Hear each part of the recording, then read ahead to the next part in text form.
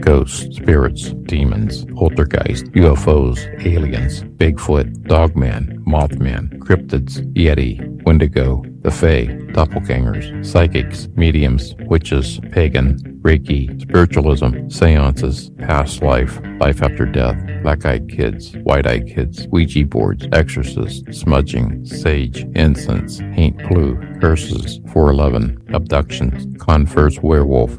Ghost in the Valley podcast. Hi, my name is Wendy M. Koch, and I'm the author of A Gray Resort, and you're listening to Ghosts in the Valley with Al Cooley.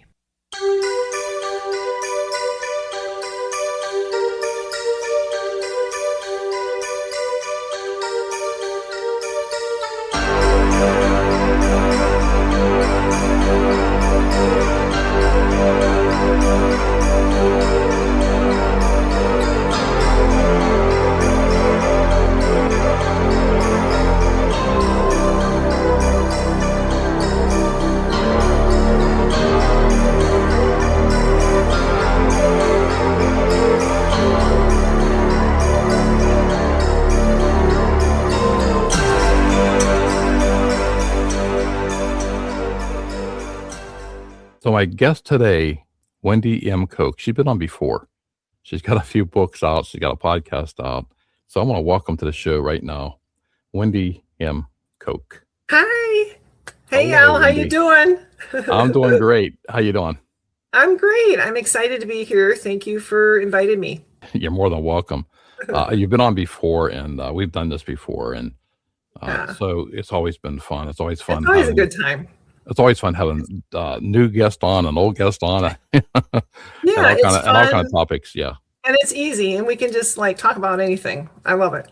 Oh yeah, for sure. And Happy New Year, everybody. Got the 2025 out of the way, and thank goodness for that. I mean, yeah. I got COVID. I'm still got the lingering effects, but we were just saying backstage how 2025 was kind of a dumpster fire kind of year. I mean, at least it was for me too. I mean, there was just a lot of things that happened, and I'm like, wow, I'm glad to be starting a new year, new beginnings. And by the way, Al Cooley, I am so glad that you're continuing on with your podcast. You've had amazing guests, amazing topics. I know it is, it is a lot of work, but I'm glad that you are continuing on with it. Yeah, thank you very much. I appreciate that, because it is a lot of work, and it's getting guests, and I'm a one man show, like you were one woman show for your. I mean, you started out with two, then you dwindled to one. Yeah, it's a lot of work. Yeah, it is, and I hope you come back with that, because it'll be almost a year coming up, and I think in April you've had your last episode. I know. So we got to get you back in there, because you have a nice following. You have great guests, and it is a really good show. I mean, you've come a long way. I mean, I have to listen to your first ones, and so have I. So and you learn from your mistakes. You learn from get thrown into it. Right. Yeah, I do have a couple of guests that I really want to have on the show, and I think I will continue on. I won't have as many episodes as I've used to, but yeah, I still have some episodes I want to get out there and topics I want to talk about. So yeah, that'll still be going on this year for sure. Yeah, like me, being in a band and the podcast, and I'm writing book too. Having COVID. Having COVID, it's like, it's got to get some time. And I went to this Paracon last year, and like I was telling you off stage, I bought I think 7 or 8 books, at the Paracon, and I got them all sitting over here, and I'm a slow reader. So people go, have you read my book yet? Well, I'm getting to it, so, and when I do, I'll leave the comment. That's another thing I want to get to. It's like how important these comments are and ratings on Amazon. Oh my God. Even clicking on it or sharing it, because that's so important. The click algorithms and the comments, It doesn't hurt to share. It does not do it any harm whatsoever. I think people initially are afraid, am I promoting my book too much? And are you too much? And I just feel like, and I think you could probably feel this way as well, as I don't like playing small. I don't want to be small. I am who I am. If I'm too much for you, then, that's fine, but I'm not going to change me. I created something that I think is really, cool. I love it. And I want to get it out there as much as possible. Now, marketing a book every day. No, you don't want to bombard people, but at the same time, you want to keep it alive. You know what I mean? Your second book too, by the way, Al Cooley, I loved it. Thank you. I appreciate that, because it's mine. This is based on a true story. And I think a lot of yours was as well as memories growing up at the resort, so I understand that, and writing mine was hard because when you go back, in my case, almost hard. 60 years, almost 50 some years ago, this happened. So I'm going back in memories and been trying to pull up that, as for sure, some you will never forget. But my sister would say, she would call and say, "Did you put this in the book?" I was, "Oh, dang, I forgot," And so I'll go back and I'll rewrite it. And then when I got to the part where my friend committed suicide on the track, that was really hard. I never put his name out there. I didn't want to do that. That was so hard because I'm reliving that moment. Yeah. Yeah. You're reliving the details of the moment. In a way, is it kind of cathartic? In a way, it's emotional for sure. I found when I'm going writing my books, going through those memories and things, it is, it's not that it's traumatic, but it's like, oh, wow, I remember going through this, and it all kind of comes back. Yeah, it comes back to you, and it's so vivid, and, but it was so cool. Like, you do your book signings. That's so cool to be out there to the people buying your book.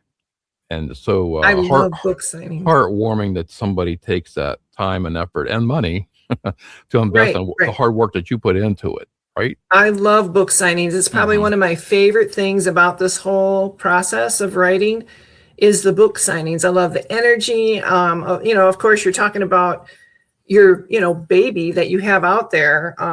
You're promoting it, and then to have somebody excited to read it and want to read it.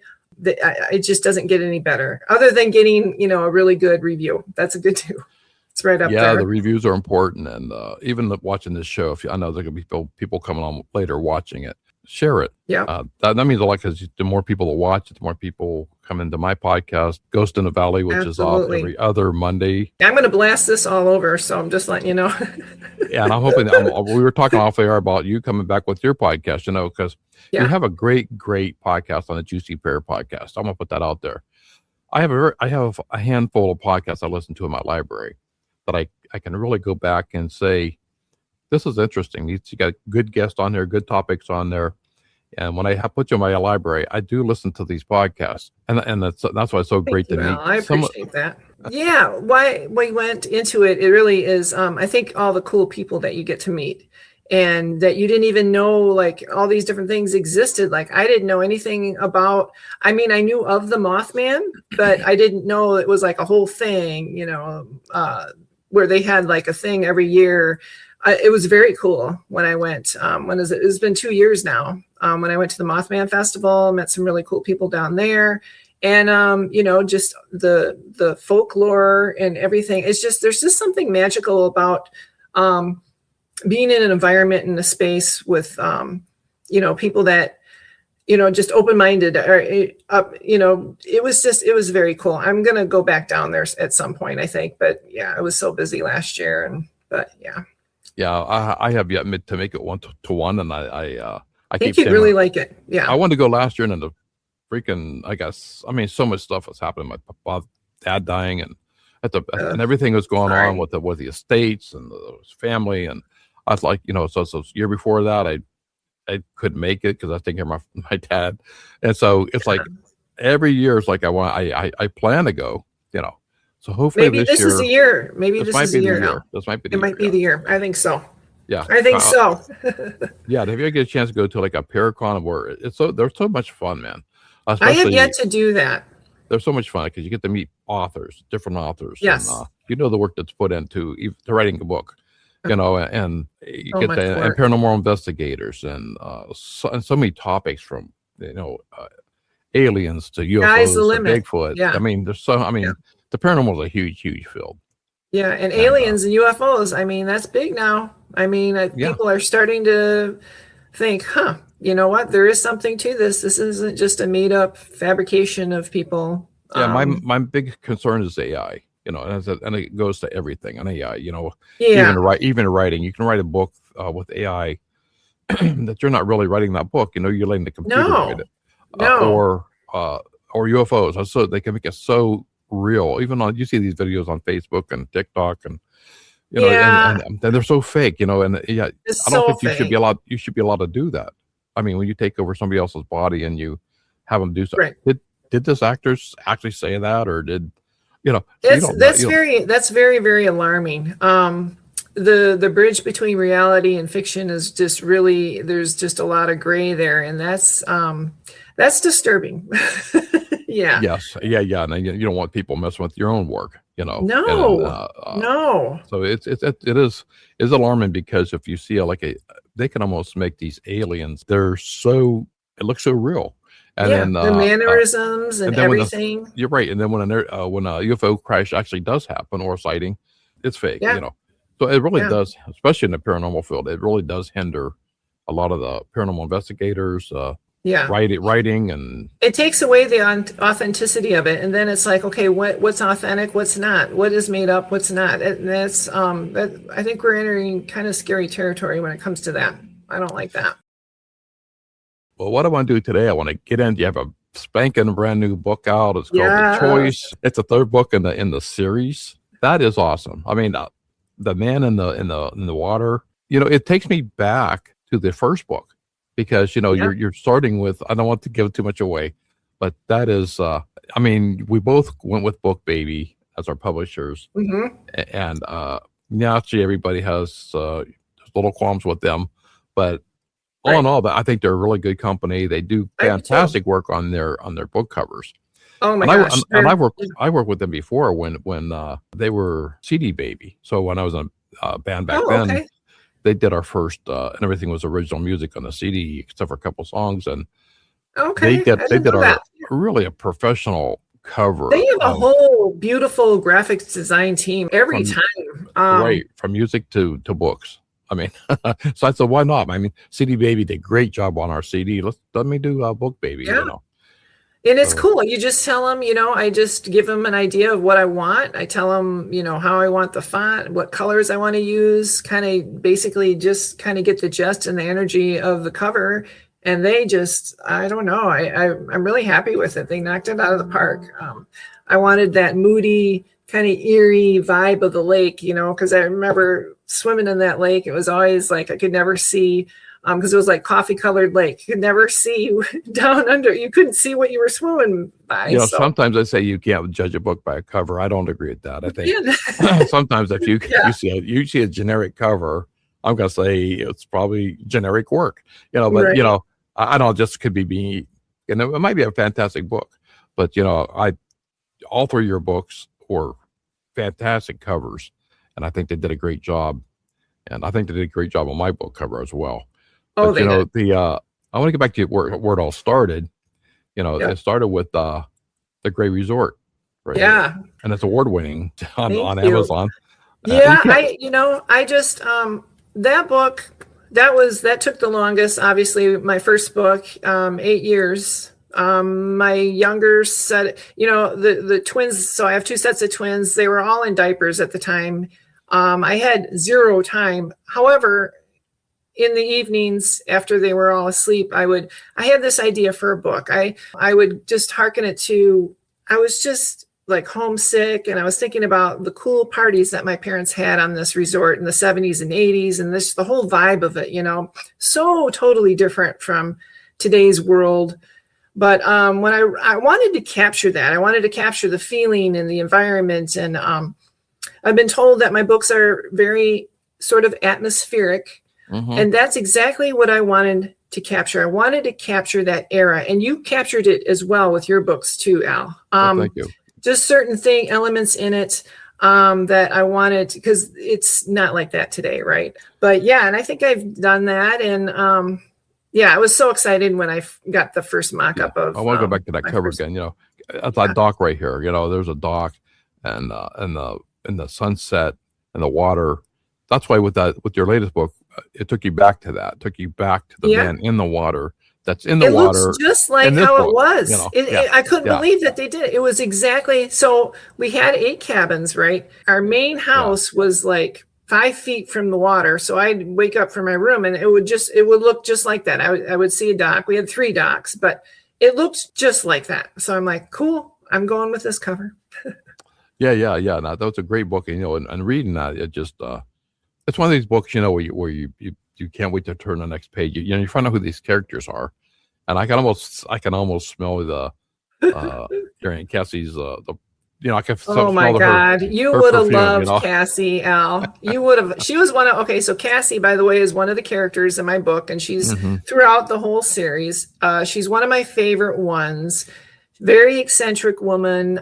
She is based on a real person. And she had the super white blonde beehive hairdo, very red lipstick, very loud persona. She would tell dirty jokes. She would be loud. She was a drinker, but yet she dressed very sophisticated. She was just, she kind of struck me as just a very, I just thought she was cool. She was eccentric. She would come to my parents' parties. So, this is a small town, Northwoods, and she would come in a whole pantsuit, heels. And I remember walking, she would have her little dog in one arm and then a little drink in the other. And you could always hear the click of the ice in her glass as she would walk to my parents' parties. And she just took over. Once she was in your environment, you didn't hear anybody else. It was all her. I think she kind of irked some people sometimes, but she was great. I had to have her in my books. You get to know these characters, from book 1 to book 2.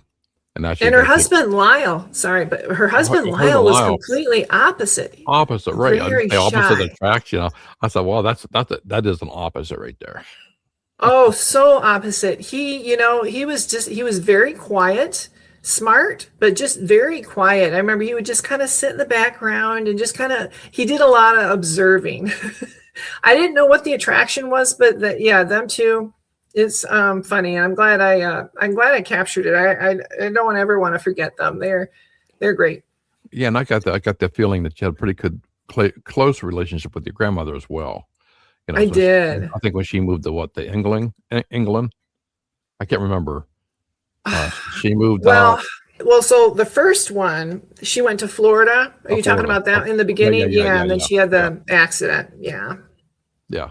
Yeah, I was very, very close to her though, really close, and and it was weird when I was writing the first one. I didn't realize how much of that memory was kind of embedded in me until I started writing, and it kind of came out. And she died tragically, and so, but it was cathartic writing it, but I was sad too. Where did you get the vision to write that story? I mean, was it from the resort? I just I feel like I had a lot of unanswered questions because as I have a sixth sense, or I think we've talked about that before, where I would know when things were going to happen before they did. I had that quite a bit when I was younger. A little bit now, but I really had a lot of that when I was younger, and I didn't know where it was coming from. I would know things that I really shouldn't know. Like I had an inkling that something bad was going to happen to her. And I didn't like that. I didn't know where that was coming from. And so my way, I guess, of dealing with it was to write about it. Journaling it, writing about it, and maybe, the answer will appear or I'll better understand. And then as I got older, people would say it's not coming from a bad place. But when I was growing up, that was the paranormal. That was something you didn't really touch on. That wasn't spoken of. I thought it was coming from something bad, but I feel like, in a way, it's a gift from God. I know it sounds weird, but I feel like we all have our gifts and we can develop them. And I feel like that was a gift that was given, but at the time it didn't feel like a gift. It felt like a huge burden. Yeah, it's like mine. Yeah, I had a huge relationship with my grandmother. I loved her, as most people do with their grandparents, but my grandmother was, she was my number one advocate, especially writing back in that time during the haunted house time. Yeah. She was never one time did she ever even given an inkling that she thought I was crazy. But I got that from my parents. I got that from my friends. And, you know, you go through hell through school. If you mention about a ghost in school, oh my God, you're labeled, here comes crazy Cooley again. And I have these people on my show, like last night, you know, these psychic mediums that, and they can see apparitions of people. I mean, I know what I went through, but I couldn't imagine if you have this torment in your head all the time of a dead person, you know. So I always find that fascinating that they can come on this show and they can share their story, and there's so many people that can relate to that person. It's very relatable. People that can relate to your books because of the resort. Yeah, it's totally different now. I do go there with my girls. I visit once a year. I love it, but it is very different. So for one thing, I would say, so when my parents owned the resort, you know, people would come to the main house if they had any issues, if, you know, what do we do? We got mosquitoes, they're biting me. What do we, you know, sort of just little basic things. How do you, you know, start a motorboat, you know, just all different things that my dad had to deal with. But now it's all like everyone is to themselves. You put in a PIN code to get into the cabin, and that's that. Everyone, it's not a sense of community like it was but that's everywhere. That's, you know, that's how it is. And we noticed that right away, you know, just walking around the grounds. Still lovely. I still love the place, but something is just, it's just different. The energy is different. Whatever was there is kind of left. I don't know. It's kind of sad. I just think it's time, you know, time. And I look back on mine too, you know, so I look back when I go back to Warren, Ohio. That's where my book was written about, the courthouse square and the log cabin and the river behind the cabin. You know, I was just there the other day, you know, nice. You know, the log cabin, I mean, it's still there in the same position, but it's not the same cabin. You know, they rebuilt it. And then you have all the courthouse benches are all new. So the resin benches is not the same old benches. Naturally, after 60 years, so it's not going to be the same thing. And the trees are all grown up even or replaced. And I'm thinking, you know, I'm just thinking about the time back when I was a kid, how, you know, back when brick and mortar stores were the thing, you know. So you took the bus, you went downtown, you went shopping, and it was just like the Christmas story. You went and got your Christmas tree. It's just like that time, but now it's different. You had a big catalog to pick out your Christmas gifts. You'd circle like what you wanted. That totally different from nowadays, where everything is right. Now you just buy a person a gift card and they're happy, you know, or you go online, whatever store you're going to shop online. Yeah, I know. I give a shout out to all the independent, especially the independent stores. They have to struggle with the big stores and get people into their store, you know. Yeah, I think it would be a huge stress. Let's get the book too. You went from the Gray Resort, which started the whole process. Did you started the whole thing? I worked so hard on the first book, just blood, sweat, and tears on that. The last thing I wanted to do was make it a series. I was like done. So my friend, Laura Eckert, she's also a fellow author, said, "Oh my God, no, you need to continue on with this series. You need to continue on with the story. Please do so." And I said, "I don't know. It was just a lot of work." And she said, "No, continue on." I said, "Well, how many?" And she's like, "Do 3. Do your trifecta. You have 3." And I really took that to heart, and I did. I wrote An Awakening. I wrote that during COVID. I've been told by a few people that it's more of a spiritual book. It really kind of dives down into the characters and why they act the way they do. We have Mavis and Margie and Mavis, the twin sisters. Mavis has these powers and how she got those powers. And, you know, I really, that was hard too. It didn't take 8 years to write, but, so I'm pretty proud of that one. And I love the eerie yellow. I told them I wanted to make it that way. Yeah. It's different stage, I think, in the process of the storytelling too. You know, you added more characters and I had to kill a bunch off in the third one. And as a reader, you hate to see a character go, you know, because you get attached to them, you know. I had to do something. I did like a 180. And I said, okay, I'm going to break off some characters here. And I really want to hone in on the main ones, what they're dealing with, good and evil. I had fun writing it. But again, I was kind of ripping my hair out with it because, you know, I'm more of a pantser, not a plotter. So I kind of like just go by the seat of my pants. I really don't know where I'm going to go with it until I'm actually sitting down and writing. And the ideas, you know, the ideas come really, I don't know, it's easy for me. It's kind of natural. The hard part for me is organizing and getting it in a cohesive way.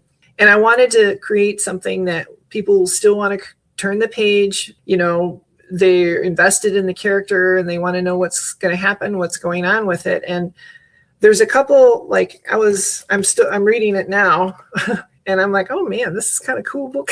I was like, wow, okay, I remember that because yeah, and it's so cool that I think the choice came back full circle as you brought some of these characters back in. I like the whole concept of all three, you know. So yeah, I wish you the most success with it, and I hope your podcast comes back because I will. It will. Yeah, you know, with the choice, I had fun writing about the one character, Dandelion Mary. Oh yeah. You know, because she makes some morally different choices, and I explored that, you know, how one person's choice can really, you know, involve other people and how far that goes. And yeah. So you want to do like a spin-off of that? I think, I want to do a couple standalone books. I don't know. I'm going to be done with doing series for a while because it was fun, but it was a lot of work. And I wanted to make the choice a standalone book. I hope I did that. I don't know. That was the hard part to it, is to wind it down, but yet make it where people could pick it up and kind of understand what's going on. I mean, I know there's different points of view in the book, but I'm hoping that they can, you know, understand it and relate to it. I think it's very well done. I mean, thank you. So when I got the third book, you know, I was like, I couldn't wait to read it, but it was kept being delayed by Amazon, you know. So a lot of people out there that have trouble with Amazon, you can go to your, I don't want to put the website up here.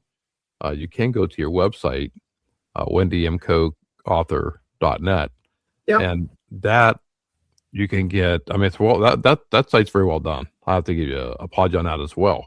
I know it's tough to, like I said, we had talked about it on pre-show, to do a one-man podcast, one woman podcast, and also writing and promoting and editing. Promoting it is pretty hard. I thought, you know, with the first book, I thought, oh, this is cool. I wrote a book, it's done. And then I'm like, oh man. And it's navigating, it's shifting too, the world of publishing and writing books. And it is, and you have to kind of keep up with the times, and there's book talk and all that. And it is a lot. It really is a lot. And then you got to kind of decide, you know, how do I want to market this? How do I want to, you know, what do I want to say about it without coming across as really salesy? It's just, you hate to do it. You hate to beg for a review. You know, like I sold over 300 books and I got like 8 reviews. So all I'm asking is if you buy the book, if you get the leave a review, if you want to listen to whatever you're doing, leave a review. It doesn't take but 2 minutes, and click it means a lot. It does. It doesn't have to be a 5-star review. I mean, if you whatever you feel, leave that, and don't be nasty. But right. I think that the reviews are important, and I don't know if a lot of people realize that. No, I don't think they do, and I think you know the world is just spinning on it. It's like on fire right now. There's just a lot going on all the time, and maybe it's just a time issue too. But you know, even if you don't get your book on Amazon, you can still leave an Amazon review, which I think is pretty powerful. Now, Goodreads is really good because Goodreads is just books. You know, people that go on there just read books. So maybe that might hold some weight, a review from there. But you know, Barnes and Noble, my books are available on Amazon, Barnes and Noble, Book Baby Bookshop, any place. You know, if you enjoyed my books, leave a review. It goes in cycles, you know, and especially on books. And there's like, well, I don't know how many millions are right now on Amazon. Yeah. So I always said before, if you don't like Amazon for one reason or another, that's fine. I mean, you can go to, like mine or yours, I know is available elsewhere. You can go to bookbaby.com, to the bookshop. You can go to our websites, you can go right here. You can go to Wendy. Barnes and Noble. All you got to do is just put in my name. For the choice, author Wendy Koch, and she has her own site, wendymkochauthor.net. You can go to that, pick up her books. Well, Wendy, it's been my pleasure having you on. I'm gonna do some more of these half-hour shows, get to the nuts and bolts of it, and get your books out there. Again, you want to go to Wendy's website. I want to put it, and go to my website. Go to my website as well, and pick up our books. Yes. Support Wendy. She has A Gray Resort, An Awakening, and she's got the newest one out, The Choice. All three are fantastic. So thank you so much, Al. Go to Amazon, pick it up. Go to her website, pick it up. Go to BookBaby, pick it up. Thank you. And you also have the audiobook for The Gray Resort. I do. I should mention that, yes. A Gray Resort is on Audible. Crystal and Andrew Underwood did a fantastic job of that. So if you don't like to read books, if you like to listen to them, A Gray Resort is on Audible, and I'll give them a little plug too. They're wonderful. If you're looking for to make a book on Audible, they voice over Crystal Underwood. She was fabulous. Well, Wendy, thank you for coming on. I'm sure we're going to talk again. I know there's going to be another book coming out. I know it's in you, so. It might be a couple years, but yes, I have some books coming out, and I will have some more books coming out. And thank you so much, Al, for having me on your show. I always love coming on here. You're so fun and easy to talk to. And thank you so much for what you do for authors and podcasters. I appreciate that. Thank you very much. Thank you, Wendy M. Koch. It's been my pleasure having you on the show. Please go to the links below and purchase Wendy's books on Amazon, Barnes & Noble, her website, and any place else you get your books. I'm your host, Al Cooley. Thank you for stopping by. Ghost in the Valley podcast.